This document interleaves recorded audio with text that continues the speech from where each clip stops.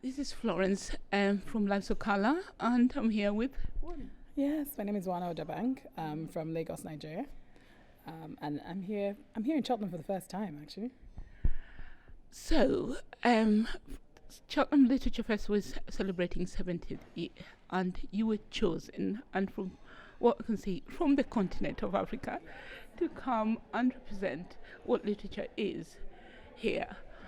How did you feel about just being the chosen one? So I'm here nominated by a particular festival called Ake Arts and Books Festival, which is based in Lagos. It was originally in a different city called Abeokuta before, but now it's in Lagos. For me, it's very exciting. I don't know that I'm here to represent literature in that, because there is a multitude of literatures on the continent and different kinds of writing and things like that. So I'm just excited. I'm excited to be here and share my work and share the incredible work that Ake has been doing over the past 7 years, because it's a festival in its 7th year in Nigeria. And it's been really huge in terms of celebrating creativity and developing creativity across the continent as well, with all the guests that come in from across Africa and diaspora. Oh yeah, that sounds like Africa, isn't it? Just looking at some of your work and what you've done, one of the things that just popped up for me was about your role, role of women, people like our parents who never had as much opportunities, and where you are now, and what does this mean for the younger generation?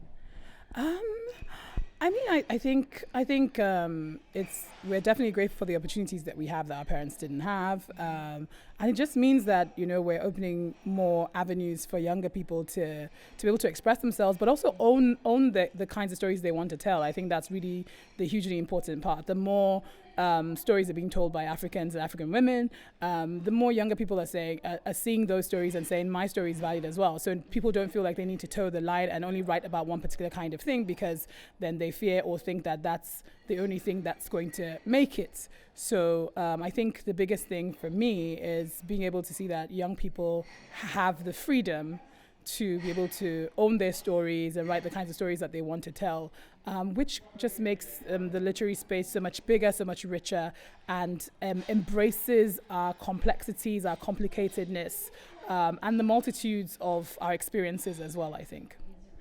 So that's very interesting, because when you're growing up, what writing or who really influenced you to become who you are today?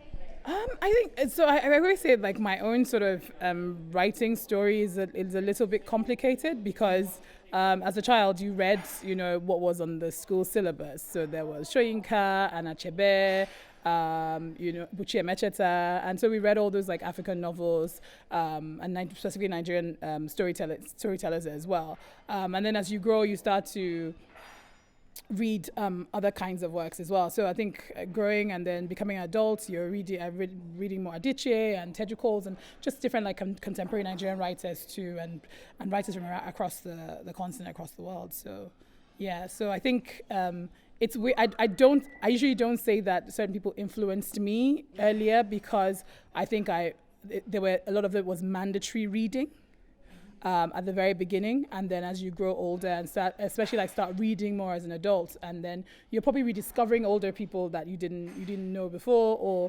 rediscovering those books again and reading them in a very different way. So yeah. Just lastly, how do you think how important is it for young people, kids who are growing up, to be able to read from sort of literary journey around the world?